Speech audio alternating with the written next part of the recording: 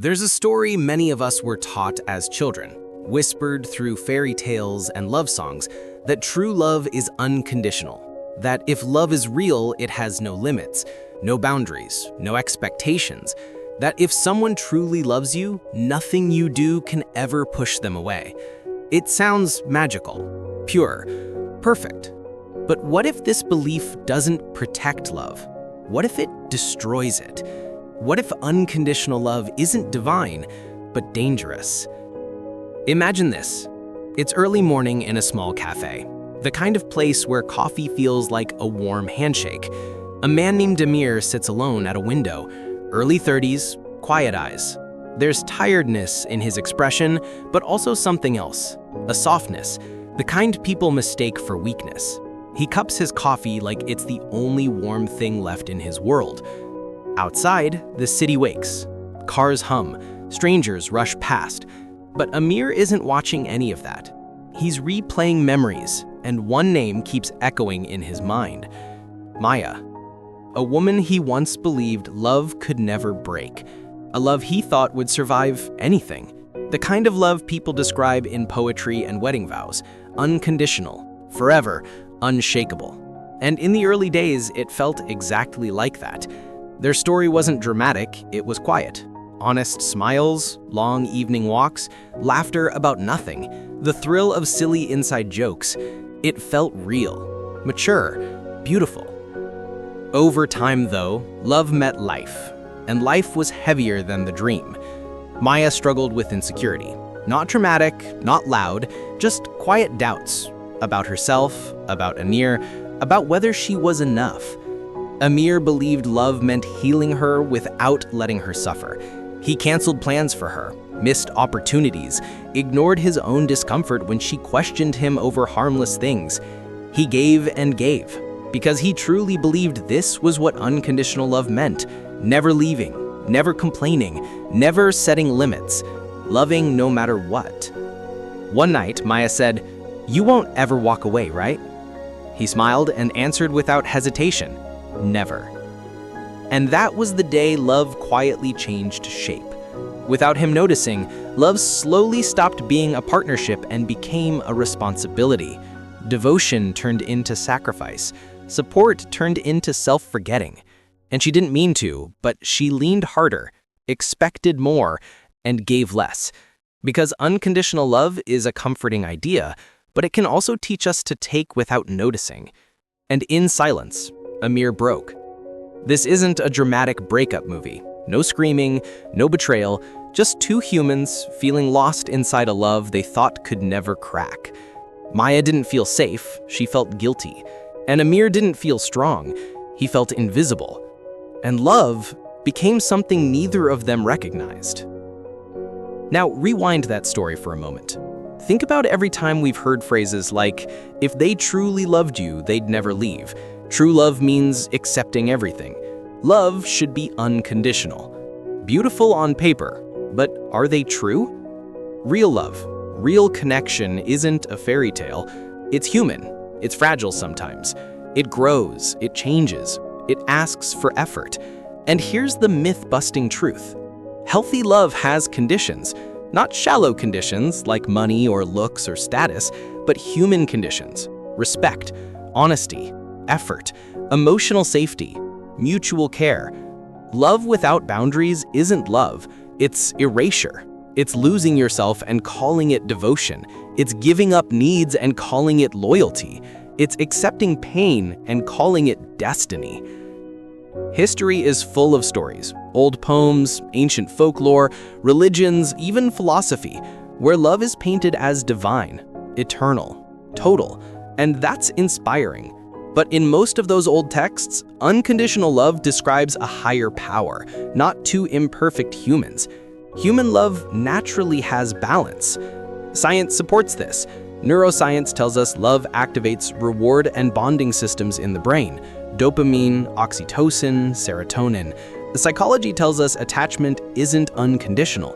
It forms through safety, consistency, care. Love releases chemicals when needs are met, and it withdraws when boundaries are broken repeatedly. It's biology, not failure.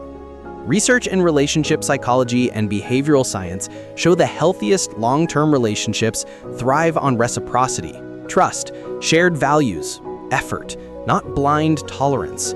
Even parents, the closest example of unconditional love, still need boundaries to raise healthy children.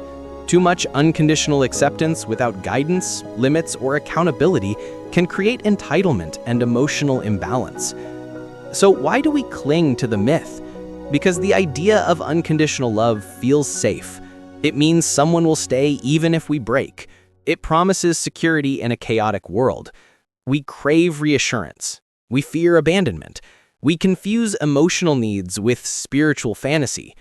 We chase unconditional love because we want someone to never stop choosing us. But here's the truth. Real love isn't guaranteed.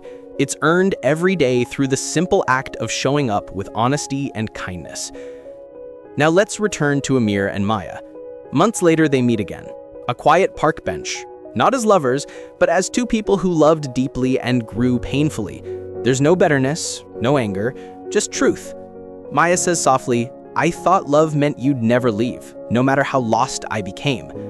Amir replies, "And I thought love meant I shouldn't need anything." They laugh, not from joy, but from understanding. They weren't wrong, just human. Maya learning that love isn't freedom from responsibility, it's responsibility chosen willingly. Amir learned that love isn't disappearing into someone, it's growing beside them with boundaries, dignity, and self-worth. They didn't get the fairy tale ending, but maybe they got something better: awareness. And somewhere out there, someone will love them not because they require nothing, but because they bring something real: effort, respect, support, tenderness, patience. Love with conditions isn't selfish, it's conscious. It's healthy. It says, I will love you deeply, but I must love myself too. I'm here for you, but I need you to be here for me as well. I will stay through storms, but not through destruction. Unconditional love belongs between souls and the divine, not between humans who need care and balance. Real love is not blind. It sees flaws and still chooses, not out of obligation, but desire. Not forever guaranteed, but forever worth working for. And that's more powerful than any fairy tale, because real love grows not by removing conditions, but by meeting them together. So the next time someone says, if love is real, it should be unconditional, ask yourself, do you want a love that never leaves no matter what? Or a love that stays because you both continue to choose each other? You don't need someone who promises they'll never go. You need someone who stays because loving you feels right, healthy, inspiring, not because they fear losing you. Healthy love has space for boundaries, needs, expectations, and self-respect. It has room for individuality. It holds you without trapping you. It supports without suffocating. It forgives, but doesn't allow repeats of what breaks trust. It gives, but also asks. It isn't perfect, but it grows honestly. And maybe the real myth is not that unconditional love exists, but that it's the highest form of love. Maybe the highest form of love is a love you choose again every day, not because you have to, but because you want to. Think of someone you love right now, partner, friend, family. Ask yourself, does loving them mean losing yourself or meeting each other halfway? Do you say yes because you love them or because you're scared they'll leave?